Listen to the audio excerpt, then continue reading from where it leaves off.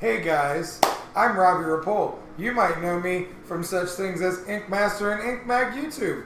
This is Zak Diamond. You might know him from places like my heart and my dreams.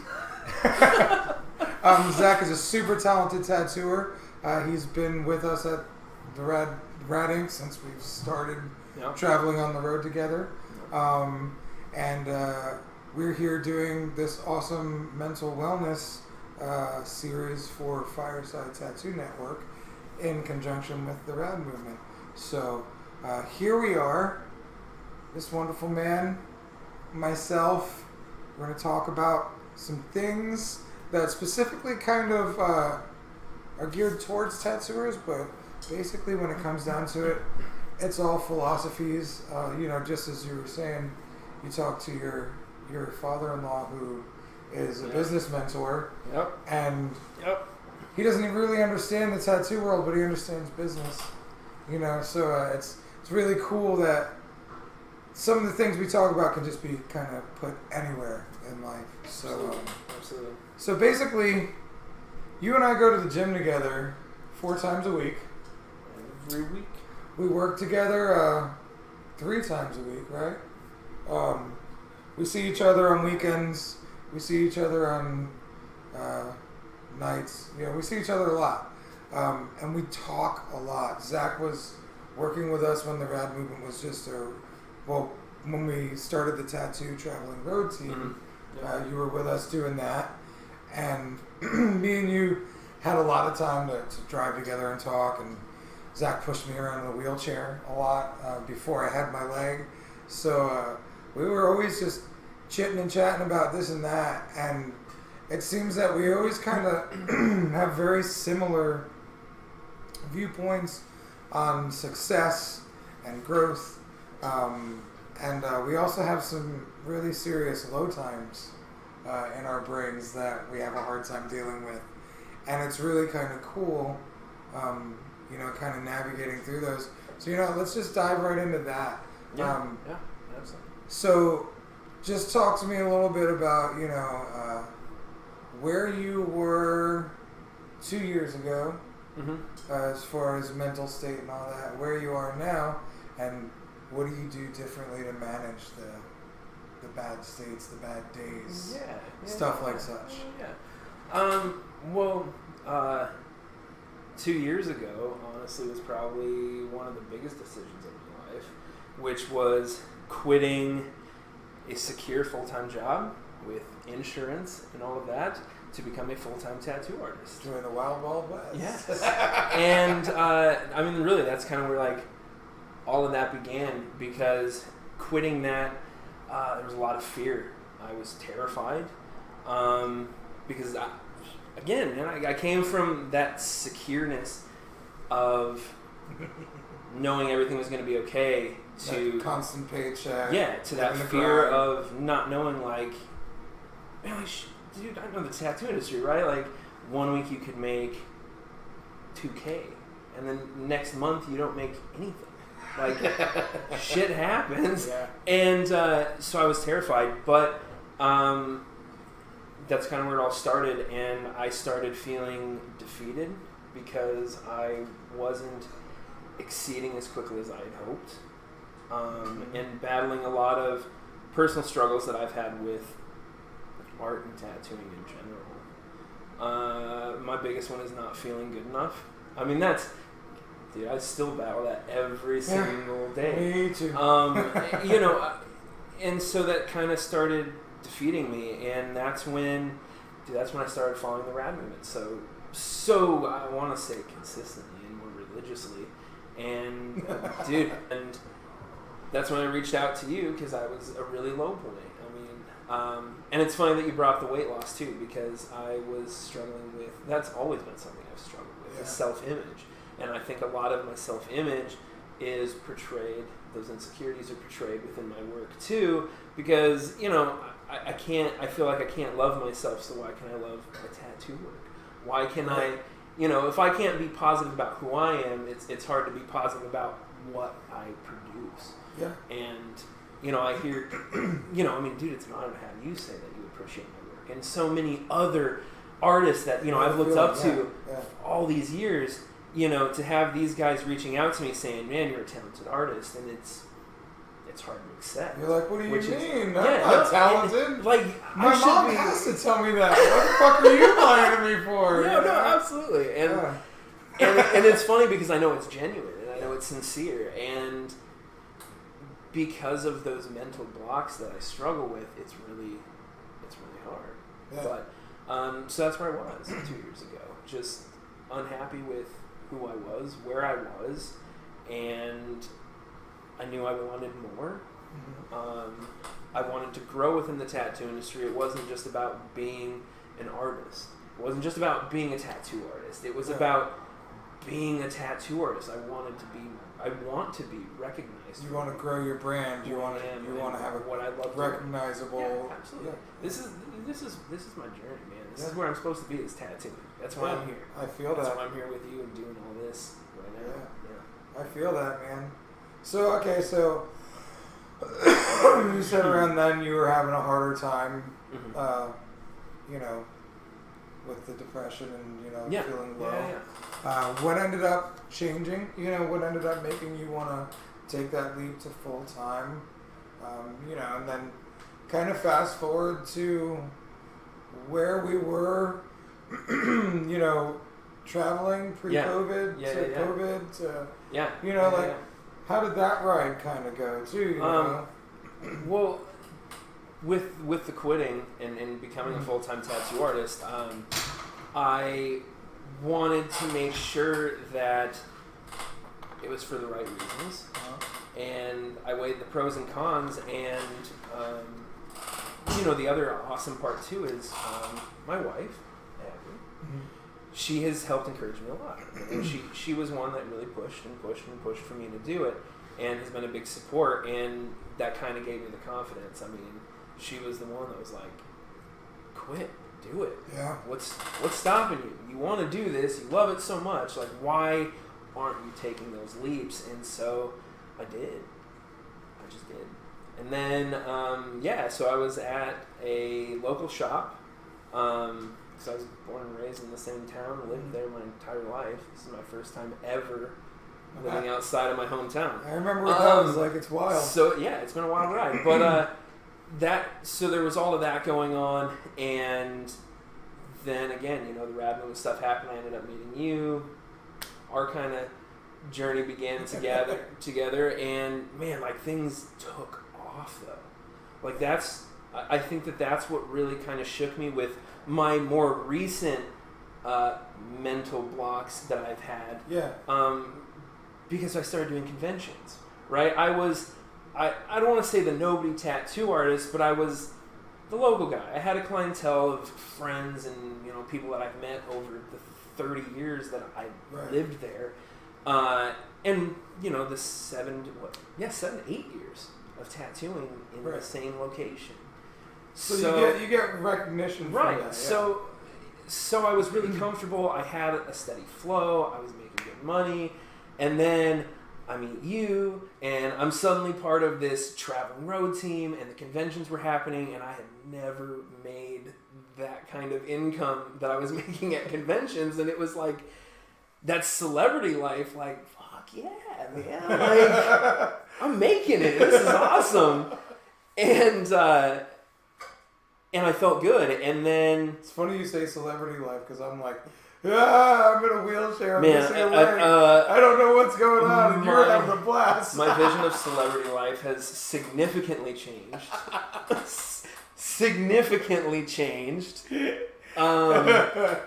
Probably since COVID. That's kind of when my world went to shit. COVID seemed to hit you pretty hard. Yeah, man. So we were living together, all 4 of us, me and Donna, Zach and Abby. There were trying times. Very, very. And I feel like those have really kind of brought us to a better understanding and communicating. You can learn so much about somebody when you are stuck in the same damn house. Yeah. For, 5 months? Yeah. 4 to 5 months. And, you know, me and Donna were here as much as we could be. You were here as much as you could be. Yeah. Breaking your leg open. Yeah. Memories. Yeah, dude. But no, that hit. That was a low point. Yeah. That was a very low point. So how would you? So was there a difference in the way you handled things 10 years ago versus the way you handled it during COVID? You know, like, do you feel like you reverted back to old ways? Do you feel like you bounced out of them quicker? Do you feel like you picked up some new tools along the way? Mm-hmm. You know, like, stuff like that. Is all of the above an answer? Yeah, usually is. Because I think I could touch on every single one of those.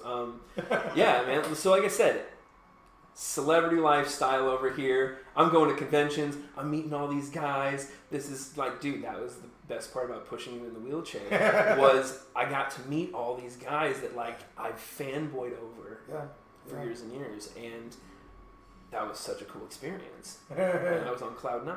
It is cool. And sponsorship started. Yeah. The sponsorship talk started. And that was going crazy. And then I'm moving to Florida and I'm opening a shop with Robbie Rapole and like all this, so there's a lot going on. Yeah, like all this shit was happening that was going really well. And then we move here, which again, there's like second life-changing decision I've ever made. Seriously. Quitting full-time, becoming a full-time tattooist, committing my life to this, to what I love doing, and moving across the country with really like little to nothing to try and start this new life. And we did 2 conventions. We did Fayetteville and Pittsburgh. Mm-hmm. We were going to do Chicago. And we were going to do Chicago because I flew back to be with Abby because we had just moved here and I would have been gone for a month. Yep. And man, there's like where it started. Being gone for a month from Abby for, our first month of living in a new state. Yeah, you kind of left her in the house. Like, hey, sorry, new man. house, new location, have fun. So I flew back, and then, dude, I remember case after case happening, and the world kind of freaking the hell out. Yeah. And then suddenly Chicago convention was canceled. I had that vision in my head of, like, cool. Like, I knew in a few months things were not going to go back to normal. Right. With how it was going, with what was happening, I knew it wasn't going to go back to normal, but I had that, like, mental state of, like, man, I just got to make it 2 months. It's going to be cool. 2 months, everything's going to go back to normal. I'm going to be, like, it's fine. And it wasn't fine. And then Abby lost her job. Yeah. And we all know how that went. Yeah. We lost job. We lost insurance. And Abby... she's a type 1 diabetic. Type 1 diabetic. So she's on an insulin pump 24/7.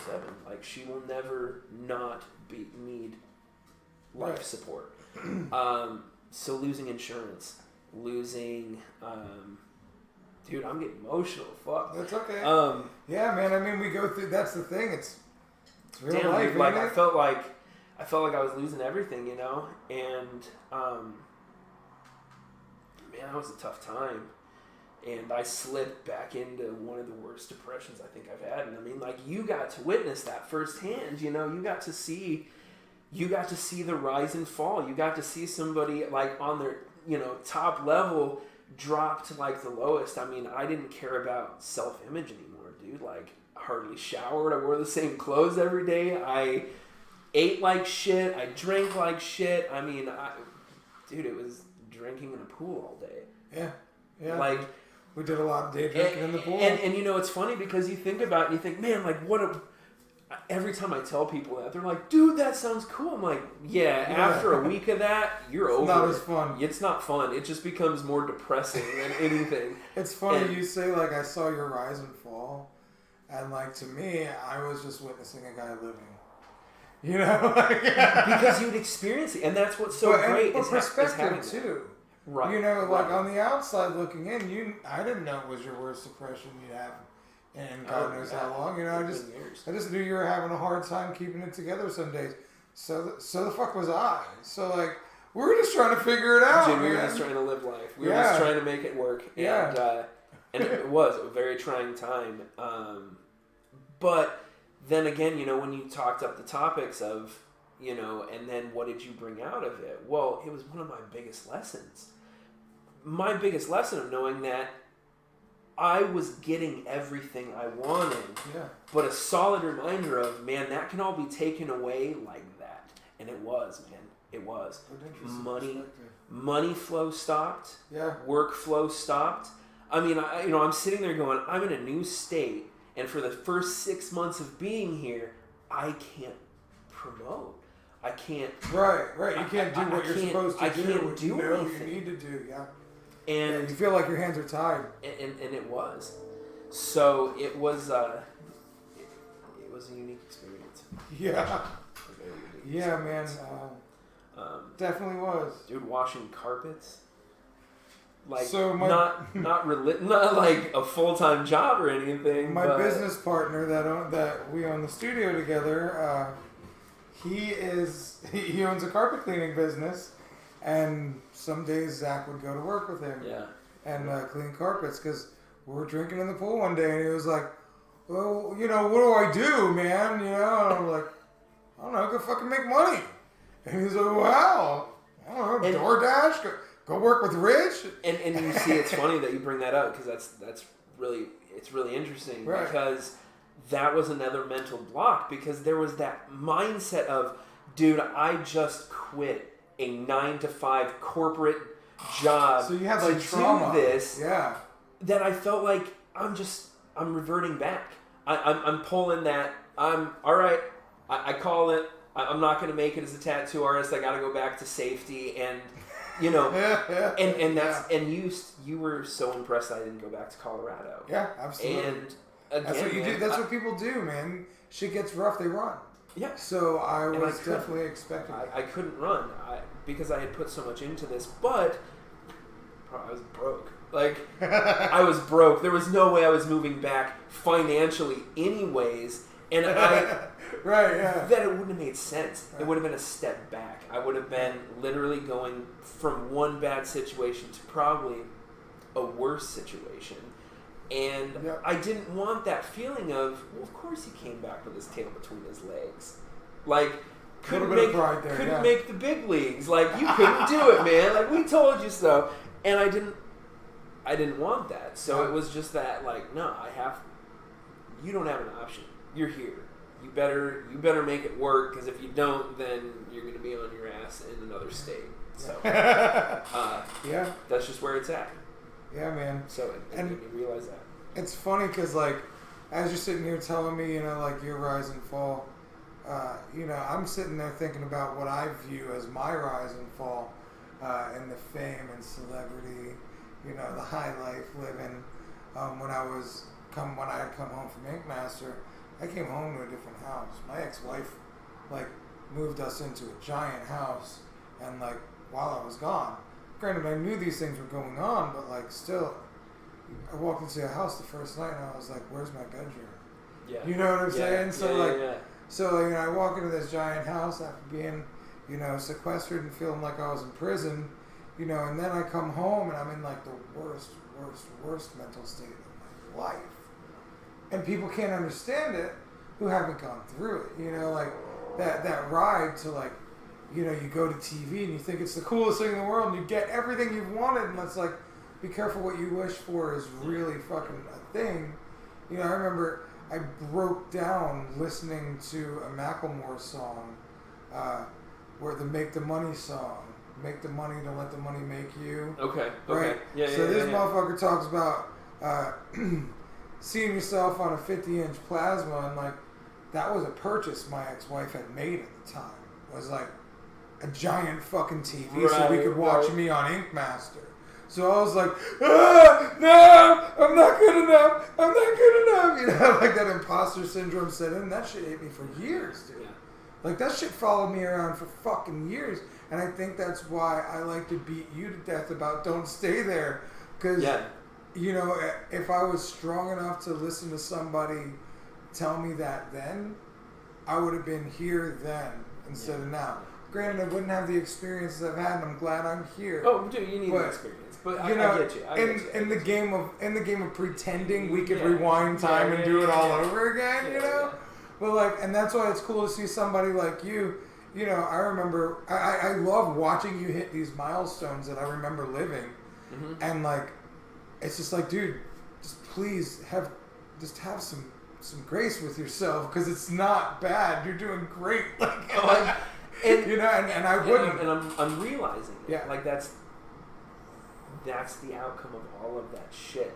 Yeah. That shitstorm was the realization of like, well, man, I am doing all right. Like, didn't give up. I didn't run back. I kept at it, and I'm in a better place now than I was then, because of, like you said, those experiences that nobody wants to go through. Yeah. But you have to. And you really have to. Yeah. And like, as we watch the apprentices learn, it's like watching them stumble around like Bambi, like, shit, man. Like, it's cool to watch, and it's cool to see them click, to see something change, like, and then you look back and you look at some of their work and it's like, wow, these dudes are putting out some things, little fellers and ladies are putting their shit together. So it's really cool to watch that phase, the growth phase, and like, for me, the hard part is dealing with the fact that it never ends. But it doesn't.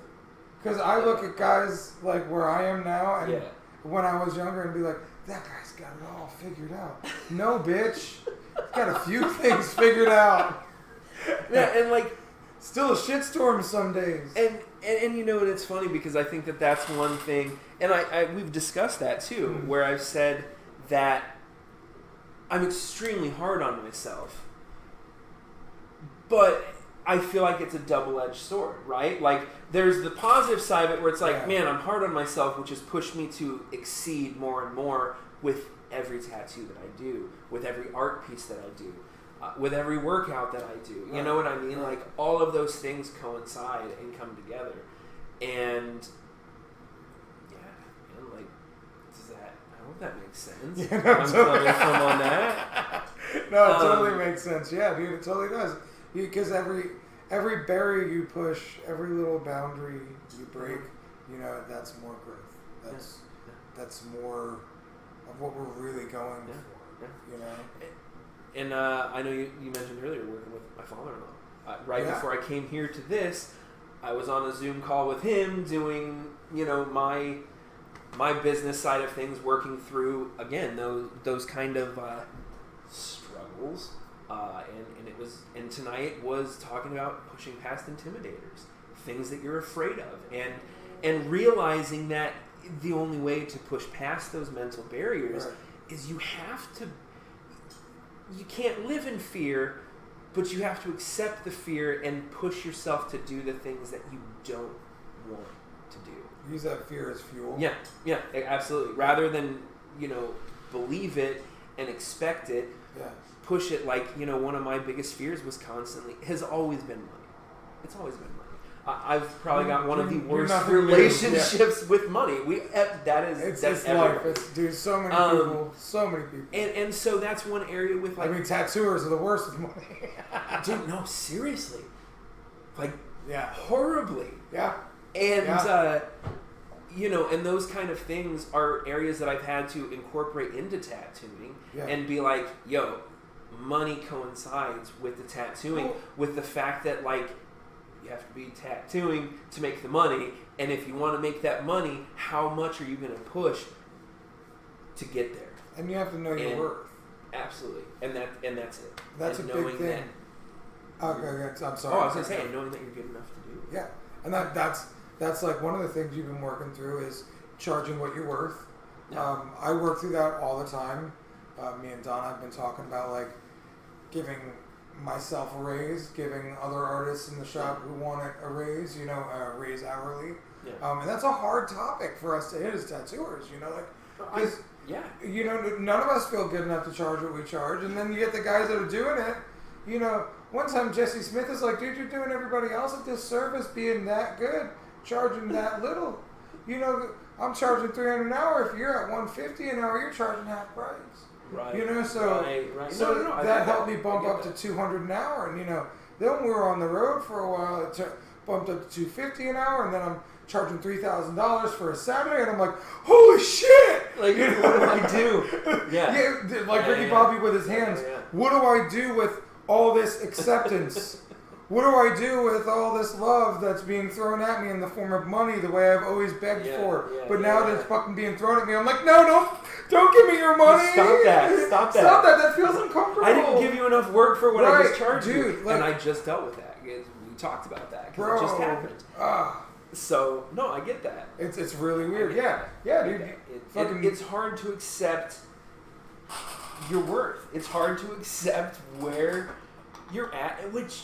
Just accept your greatness. Yeah, man, and call it greatness. It's funny. I was thinking about this the other day on of course, on my drive to work, because that's when everything happens, right? I have my workout with you. We have our deep conversation, and then all morning I'm just sitting there contemplating everything we talked about and thinking on it. And on my way to work the other day, I was thinking about it. I'm like, dude, like everybody, we put ourselves in some of the worst situations because it's easy.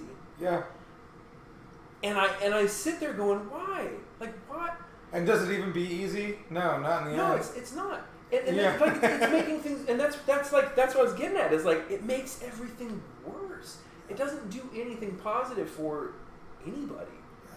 You know, that's the one thing, like, with like Procreate, you've been showing me shit that I didn't even know you could do on there, which makes my job easier. And it's like, man, you've been working harder this whole time because you didn't take the time to, like, you know, watch a YouTube video on how to use Procreate or ask questions. I'm not gonna pretend like I'm the super, like, duper Procreate master. Dude, I didn't even know I'm a motherfucker that gets lucky, because I'd be loud about being stupid with it. So I'd be like, I don't know what I'm doing, guys, you know. And actually, Bill. I asked Bill some things, because that motherfucker is on. He knows. He is up on game. Bill is one of the artists that works with us. Bill is up on game, dude. So, like, he gets that shit handled. So, like, I asked him a couple times. But, yeah, dude, you embarrassed me when you fucking... My old iPad, it was the one that you plugged the pencil in. Zach goes, oh, that's how they used to charge the Apple Pencil. I'm like, what do you mean? Oh, yeah, you guys charge them on the side now. So, like, now I got me a new one, and it's more, like, compact.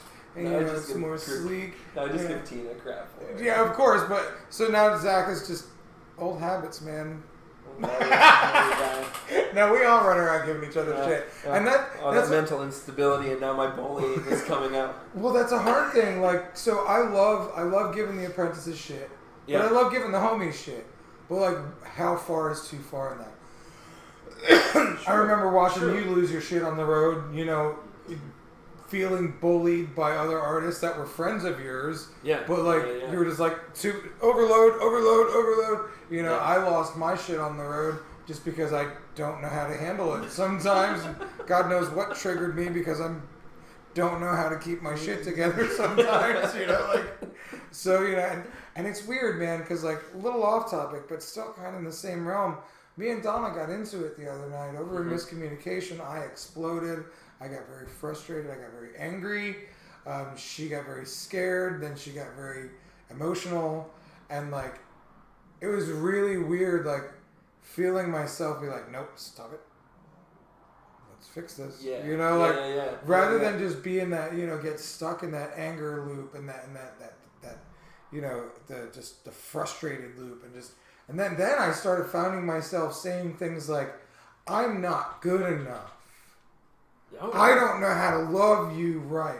And then, so I'm hearing things like this, but then really just fucking sit down and think about how often your problems stem around you not feeling good enough. Yeah, no, and that's it. That's what it all comes down to is self-worth, man. If you can't love yourself, you really can't. You can't be happy. No. If you can achieve happiness, man, you can have whatever you want. Yeah. Because you know your worth. You know what you can do. You know that. Yeah. You know. All right. Cool. I don't have enough in my bank account right now. I don't know how to fix that, so I'm gonna go and do it. Yep. Because you know you can, rather than that living in that fear of, oh my gosh, what am I gonna do? How am I gonna? You know, I got this to pay. What am I gonna do? And, been there too many times. And same with tattooing. I mean, dude, the Jason piece I just did. Yeah. that was amazing probably, color realistic Jason Voorhees piece with little micro portraits inside the big portrait is phenomenal. I said it was my first realism piece, color realism, which you called me out on because Yeah. it wasn't. But to the magnitude of it, first large scale, like with that kind of amount of detail in it. And I had to put those fears aside of can I really do this? And I literally had to step into both of those sessions with just that mindset of, I can.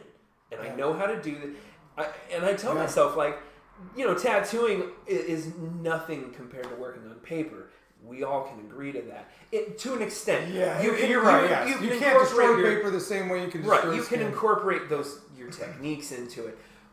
But there's a worry fine level, line, right? Exactly. You can only do so much on skin before you get it. We know it. Yeah. But, so I had to go into that with that notion of, you can do this on paper, you can do this on your iPad, you can do it on skin too. So put your mind to it, do what you know how to do, and make it happen. And mediums are different, but the execution is still in you. Absolutely. And, knowing that I know this guy, he'll come back. So if I feel like I need to work on it again or put some more work into it, he's going to be cool with it. He's going to want it because he wants the best piece out of it. And he knows you can deliver that. Yeah. And so that's kind of changed my mindset on it, where now it's more confidence driven.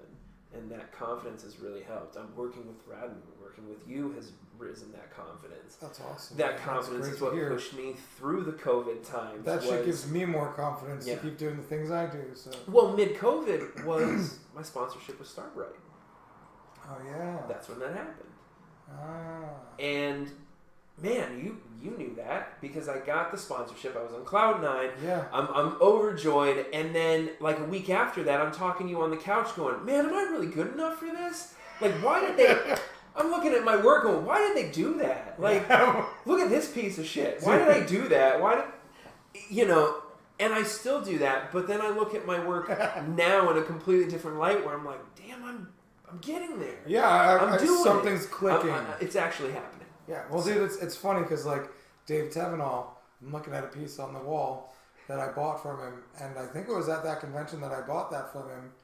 He started following me on social media, and I was like, the next day I came up to him and I was like, you followed me on social media, right? Yeah, of course, I fucking did it. I was like, oh, okay. I was just making sure it's not a mistake. He's like, it's not a fucking mistake. I do shit on purpose. I was like, yeah, okay. Thanks, man. But, there's been so many of those times in the tattoo world, in life, where you're just like, good enough. And now it's like, I think I've been through a lot of experiences where, there's a veil, man. There's always a fucking curtain. Yeah. Peek behind that veil and see what's really going on, and you just see it's a bunch of dudes and ladies with computers and headphones and shit most of the time, fucking orchestrating something. So I said, I learned so much about, like I said, that celebrity lifestyle is just, man, like, it's not what it's cracked up to. Well, it's great. It's amazing for what it is and what you gain out of it, but at the end of the day, nobody's any different. Do you know what I mean? Like, we're all the same. We're all the same, dude. Just some of us are ahead of others, and and it's all a race, man. It's all a race. And everybody's chances are the same. I've talked to so many people that I looked at as further than me or higher than me, and then had them be like, man, I'm so jealous of you for and that's this. And I'm like, stuff has happened. What do you mean? Know, so yeah, dude, it's a really wild thing. Getting what you want, facing how it affects you, not getting too cocky, because we've seen that, we've dealt with that. I've done it. I've watched it. It's funny. I've done it. And man, when I get called out on it, do I feel like the biggest piece of shit on the planet? And like part of me is like, yay, look at you getting too confident on accident. And part of me is like, slow down, little buddy. I feel like, to live life out, we all kind of have to have those levels of, all right, I'm proud of myself. Hold up. Don't get too proud. Yeah. And finding that good balance. Somewhere in the middle is just like pure love. Yeah. Love yourself. Love your artwork. Love where you are. Appreciate where you are. Because you know what? There's motherfuckers that would be dying to have what we have. Oh, yeah. No, and absolutely. And we've gone through this a million times. Yeah. But Same thoughts. yeah, man. It's always fun talking to you about these things. It's always interesting to, kind of just see how similar we are. Yeah. And we all are so fucking similar. Oh, so this is the moment where I'm gonna give you to advertise your things, your Etsy store, your Instagram, your TikTok, your OnlyFans, whatever you want to advertise. My OnlyFans, that's my most popular. Yeah, well, that's for all my followers. Right? I eat pickles on OnlyFans. That's all I do.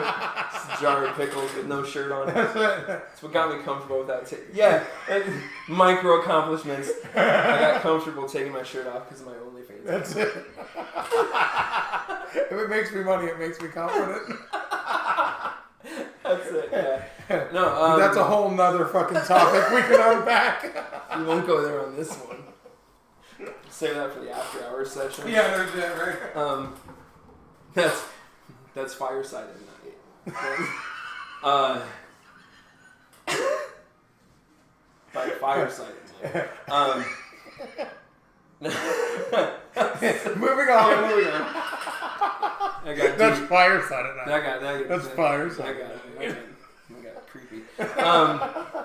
You can follow me at Zak Diamond Tattoos on Instagram. It's Zak Diamond Tattoos on TikTok. I believe it's the same. It's Z-A-K? Yep, Z-A-K. Diamond, just like diamonds. Just like diamonds. Multiple tattoos, not just one tattoo. Yeah. Like multiple tattoos. And my Etsy page. Oh gosh. Oh man, you caught me on one. Oh, is there a link on your yeah, your it's IG? on my Instagram. Just a link in the description. Link is in the description of my Instagram.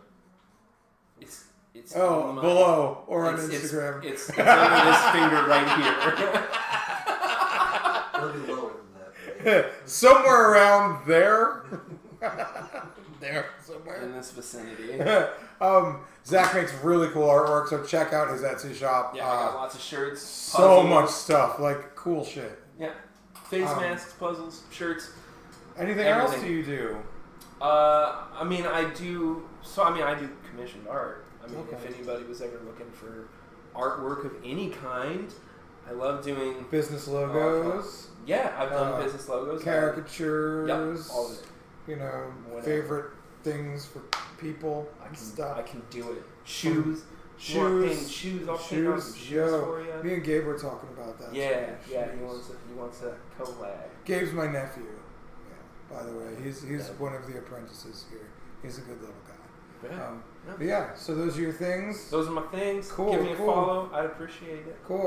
I'd love it. And with us, Redding, Florida, on Instagram, reddingflorida.com to make appointments with old Zak Diamond here. You forgot to say that. See? Oh. Yeah. Gotcha. First time mistake. reddingflorida.com. Hit the book now button to make an appointment with anyone in the studio. Since Zach is so mistaken. All amazing artists. We're all awesome. We all have our own little things. We have some young apprentice artists. We have some just brand new baby tatter tots. So we have some really severely veteran motherfuckers. Just some good shit all around. Everybody's here to have a good time and put great energy into our tattoos. And the Rad Movement stuff, check that out. radmovement.com, _rad_movement on Instagram. I like to post all kinds of motivational shit on there all the time, so that's pretty cool. Check my own joint out at Robbie Rapole. And check out our TikTok, Routing Florida. I'm fucking making that bitch blow up.